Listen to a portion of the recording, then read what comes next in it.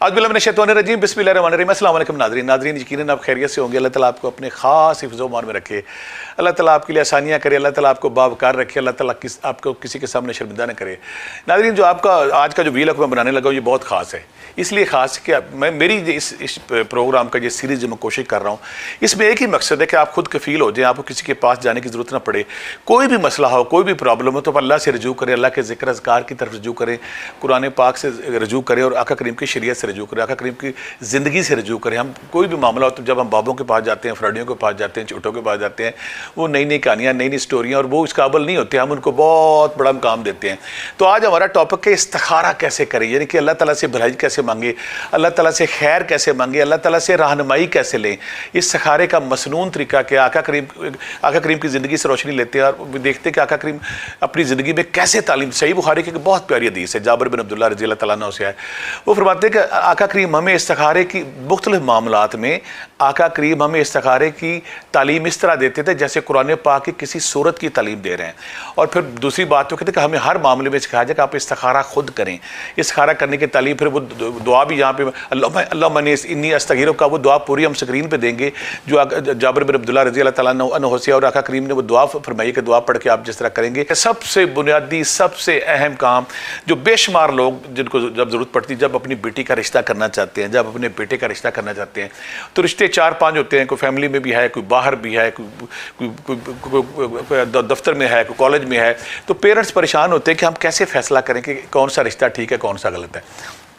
दूसरा बड़ा प्रॉब्लम जब बच्चे के करियर का मसला आता है, इस बच्चे के सब्जेक्ट कौन से रखने हैं, मजमून कौन से रखने हैं, इसके फ्यूचर का करियर कैसे बनाना है, वो करते हैं। फिर दूसरी बात सबसे अहम कि अगर बच्चा बाहर जाना चाहता है तो बहुत से सारे पेरेंट्स परेशान होते हैं, हम बाहर जाएँ कि ना, बच्चे को किस मुल्क भेजें, किस मुल्क को ना भेजें, कौन से सब्जेक्ट हैं, कौन से सब्जेक्ट नहीं हैं।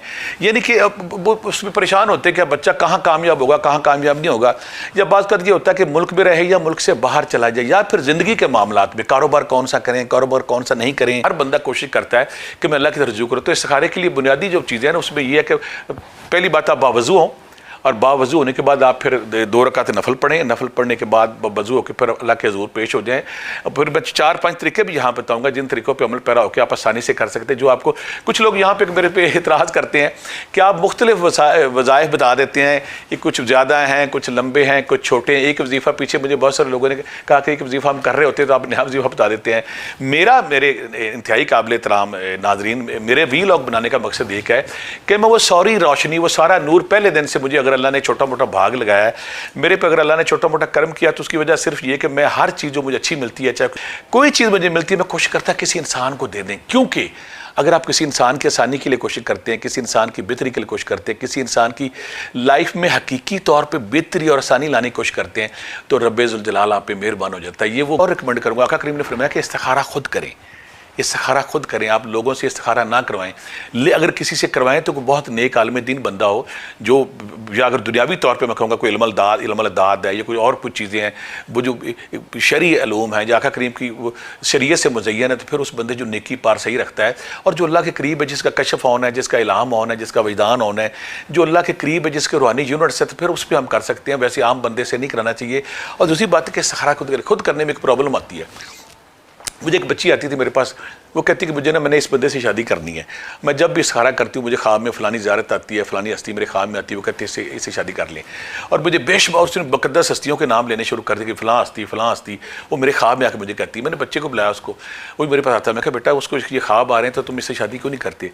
कहता भट्टी साहब जब वो ख्वाब मुझे आएगा तो मैं कर लूँगा। यानी कि यहाँ क्लियरेंस क्या है, आप जब इस्तिखारा करते, अगर आप अपनी सोच रख के, अपना ख्याल रख के, अपनी पसंद रख के करते, तो आपको बार बार वही ख्याल आता है, वही चीज़ आपके बार बार आती है कि मैंने ये करना है, मैंने ये करना है। आपका जब शऊर, लाशऊर, तहत शऊर, हर दिमाग आपका एक चीज़ में फंस गया कि मैंने ये करना है, फिर आपको ख्वाब भी ऐसे आएंगे, बातें भी वैसी होंगी। अगर आप इस्तिखारा करते वक्त न्यूट्रल हैं और गैर जानबदार हैं तो फिर आप इस्तिखारा करते तो उसके लिए आपको ज़्यादा आसानी होती है। 2 रकात नफल बराए इस्तिखारा, 2 रकात नफल बराए इस्तिखारा। मैं 3, यहाँ कुछ लोग कहते हैं आप 3-4 के देते हैं, अपनी मर्जी के मुताबिक, अपनी चॉइस के मुताबिक कोई आप कर लें। 2 रकात नफल बराए इस्तिखारा आपने पढ़ना है। तो पढ़ते पढ़ते जब आप आएंगे ना सूरत फातिहा में, पढ़ते पढ़ते जब आप आएंगे इहदिन सिरातल मुस्तकीम, तो आपने आगे नहीं जाना, इसकी तकरार शुरू कर देनी, इहदिन सिरातल मुस्तकीम, इहदिन सिरातल मुस्तकीम, इहदिन सिरातल मुस्तकीम, इहदिन सिरातल मुस्तकीम। यानी कि आप तकरार تکرار کرتے جائیں گے کہ اللہ میاں مجھے روشنی دے، مجھے ہدایت دے، تو اس پڑھتے پڑھتے آپ کے اوپر نا آپ نے دنیا سے ڈسکنیکٹ ہونا، اور پڑھتے پڑھتے اگر آپ پڑھتے پڑھتے اللہ کا خاص کرم آپ پہ ہوگا، کرامت معجزہ ہوگا کہ پڑھتے پڑھتے آپ کو پتہ نہیں چلے گا آپ رائٹ ہو جائیں گے. جب آپ ایک آنکھ کھولیں گے تو آپ کا منہ کعبے کی بجائے رائٹ ہو چکا ہوگا. اگر رائٹ ہو چکا تو اس کا مطلب ہے کہ آپ جو مقصد رکھ کے کر رہے ہیں کہ میں یہ کام کروں نہ کروں، تو رائٹ کا مطلب آپ یہ کر لیں. یہ رائٹ کا مطلب آپ یہ رشتہ کر لیں. آپ باہر جانا ہے فلاں ملک چلے جائیں، یہاں پہ آپ پہلے بتائیں گے کہ میں یہ کام کرنا چاہتا ہوں، ہاں یا نہ. یہ ہاں یا نہ کا استخارہ ہے، اس کی وسعت اور نہیں ہے، ہاں یا نہ ہے. اور اگر اہدنا الصراط المستقیم کی تکرار کے دوران آپ اچانک لیفٹ ہو جاتے ہیں، آپ آنکھ کھولتے ہیں، آپ کا منہ بائی طرف ہو چکا، تو اس کا مطلب نہ انکار ہے، آپ کو وہ کام نہیں کرنا چاہیے.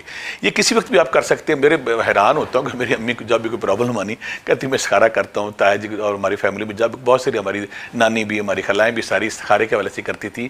سورۃ فاتحہ پڑھنی ہے، پڑھنے کے بعد جب آپ نے یہاں پہ آنا ہے اس اہدنا الصراط المستقیم، اس کو تکرار کرنی ہے. اگر دائیں ہو جائیں تو آپ کو نہ، وہ ہاں یا بائیں ہو جائے تو آپ کو نہ. اور میں حیران ہوتا ہوں، ایک اور ہمارے گاؤں میں نیک بزرگ تھے، وہ جب کرتے تھے کڑک کر کے ان کی آواز اور دائیں دیکھنا فوری ہوئی منٹ 2 منٹ میں. ایک تو آپ یہ کر سکتے ہیں. دوسرا استخارہ کیا ہے؟ اللہ کے ناموں سے. میں کوشش کرتا ہوں کہ ہر چیزوں کے حوالے سے آپ کو میں کوشش کروں کہ رہنمائی ملے. اللہ کے ناموں سے اس طرح کرتے ہیں کہ اللہ کے بڑے 3 خوبصورت نام ہیں. یا علیم و عین سے، یا علیمو یا علیمو یا لطیفو یا خبیرو. یا علیمو یا لطیفو یا خبیرو. 2 رکعت پہلے وضو کریں، وضو کرنے کے بعد 2 رکعت نفل استخارہ پڑھیں، پھر اس کے بعد آپ نے 2 رکعت جو ہے نا، اس کے بعد آپ یا علیمو یا لطیفو یا خبیرو 10 سے 15 منٹ پڑھیں. پڑھتے پڑھتے اللہ میاں تو لطیف ہے، تو خبیر ہے، تیرے پاس سارے علم ہے. یا لطیفو یا علیمو یا خبیرو، تیرے پاس ساری خبریں، مجھے وہ خبر دے دے. یہ پڑھتے پڑھتے آپ جب سو جائیں گے نا تو خواب میں آپ کو انشاءاللہ وہ ضرور خبر آئے گی، وہ ضرور سمجھ جائے گی، کہ پتہ چل جائے گا آپ نے یہ کام کرنا ہے یا آپ نے یہ کام کرنا ہے. یہ دوسرا استخارہ ہے. تیسرا استخارہ آپ کا کیا ہے؟ تیسرا استخارہ بڑا خوبصورت ہے. میں ایک بڑے نیک ہستی، میں پہلے بھی کئی دفعہ ذکر کیا ہے، اب حافظ امیر مبدی رحمۃ اللہ علیہ، بڑے نیک انسان تھے. ایک دن مجھے کہنے لگے، میں ان کے میرے بھائی کے بڑے دوست تھے، کہنے لگے میں نا یہ روحانی کام اس لیے نہیں، مجھے میرے پاس بندے بھیج دینے. میں نے کہا اتنے نیک آدمی میرے پاس کیوں بھیجتے ہیں؟ تو کہنے لگے میرا مشن اور ہے، وہ تبلیغ کے مشن، بلا شبہ وہ اللہ کے ولی تھے. تو مجھے کہنے لگے کہ اگر کبھی میں نے انہیں پوچھا کوئی استخارہ کرنا ہو، کو اللہ سے رہنمائی لینی ہے تو کیا کریں؟ انہوں نے مجھے سورہ بقرہ کی آیت نمبر 32، سورہ بقرہ کی آیت نمبر 32، یعنی کہ سبحانک لا علم لنا الا ما علمتنا انک انت العلیم الحکیم، سورہ بقرہ کی آیت نمبر 32 کہنے لگے کہ اگر آپ یہ 110 یا 111 بار پڑھ لیتے ہیں اور اس طرح آپ کو نیند آتی ہے تو جو مقصد ذہن میں رکھ کے آپ سوتے ہیں وہ آپ کو پتہ چل جائے. اس آیت کی ایک اور بھی خوبصورتی ہے، یا لطیف یا علیم یا خبیرو کی. اور جو سورہ بقرہ کی یہ آیت ہے کہ اگر آپ اس استخارے کے علاوہ دیکھنا چاہتے ہیں چور کون ہے، جادو ہوا ہے کہ نہیں ہوا، بیماری ہے، پریشانی ہے، آپ اللہ سے کوئی انفارمیشن لینا چاہتے ہیں کہ میرے اوپر جادو ہے، میرے اوپر بیماری ہے، میرے اوپر کوئی ٹینشن ہے، تو اگر آپ جب یہ سورہ بقرہ کی آیت نمبر 32 پڑھتے ہیں تو آپ کو خواب میں اللہ تعالیٰ رہنمائی کر دیتے کہ آپ کی بیماری جسمانی ہے، روحانی ہے، مالی ہے، جادو ہے، نظر ہے، ٹونا ہے، سحر ہے.